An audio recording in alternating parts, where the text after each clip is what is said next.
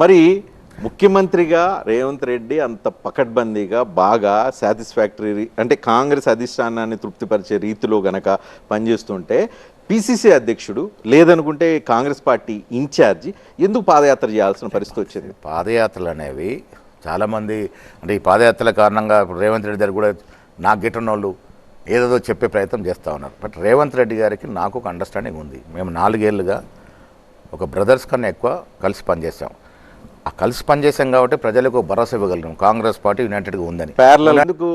Clarification కోసం కాదు, పాదయాత్ర ఎక్కడ ఫిక్స్ అయింది? ఖర్గే గారు రాహుల్ గాంధీ గారి సమక్షంలో రేవంత్ రెడ్డి గారు నేను మీనాక్షి గారు ఉన్నప్పుడు మీనాక్షి గారు చెప్పారు పీసీ ప్రెసిడెంట్ గారు పాదయాత్ర చేయాలనుకుంటా ఉన్నారు, ఆల్రెడీ రేవంత్ రెడ్డి గారితో మాట్లాడారు, మీరు ఓకే అంటే వీల్ గోనే పదయాత్ర, I'm also accompanying.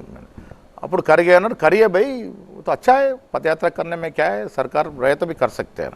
Rahul G కూడా ఉండి ఎస్ గో హెడ్ అన్నాడు. అక్కడే ఉన్న ముఖ్యమంత్రి గారు కిందకు వచ్చిన తర్వాత ముఖ్యమంత్రి గారు నేను మీనాక్షి మాట్లాడినప్పుడు పాదయాత్ర చేయండి అన్ని రకాల సహకారం చేసి ఇలా పోలీస్ వ్యవస్థ అక్కడన్నట్టు వ్యవస్థ మాకు అంతా సహకారం చేస్తూ ఉందంటే ముఖ్యమంత్రి సహకారం లేకుండా పాదయాత్ర అవుతుంది. మరి అలా అనుకున్నప్పుడు ముఖ్యమంత్రిని పిలిచి పాదయాత్ర కార్యక్రమాన్ని ఆయనతోనే ఓపెన్ చేస్తే ఇంకా గ్రాండ్గా ఉండేది కదా. ముఖ్యమంత్రి గారు కూడా పాదయాత్ర పాల్గొంటారు. ఇలాంటి స్పెక్యులేషన్లకు అవకాశం ఇచ్చే పరిస్థితి ఉండేది. ముఖ్యమంత్రి గారు స్వయంగానే చెప్పింది ఇప్పుడు నెక్స్ట్ రేపు జరిగే పాదయాత్రలో డిప్యూటీ సీఎం గారు వస్తారన్నారు అవకాశం చూసుకొని. ముఖ్యమంత్రి గారు కూడా ఏదో ఒక చోట నేను వచ్చి పాల్గొంటానన్నారు. It's a Congress padayatra. Congress known for power centres, Congress known for group politics. అలానే ఇప్పుడు కాంగ్రెస్ అధిష్టానం కూడా ఒక ఆల్టర్నేట్ ప్లాట్ఫామ్ని ఇంకో గ్రూప్ని అది పిసిసి ప్రెసిడెంట్ అండ్ ఇన్ఛార్జ్ రూపంలో ఒక పెంచి పోషించడానికి పాదయాత్ర రూపంలో తెలంగాణ సమాజంలోకి ప్రవేశపెట్టిందని ఎందుకు అనుకోకూడదు? పాదయాత్ర చేస్తుంటే ఇంకో నేనైతే పవర్ సెంటర్లు నమ్మను. నేను ఎప్పుడు పవర్ సెంటర్ అనుకోను.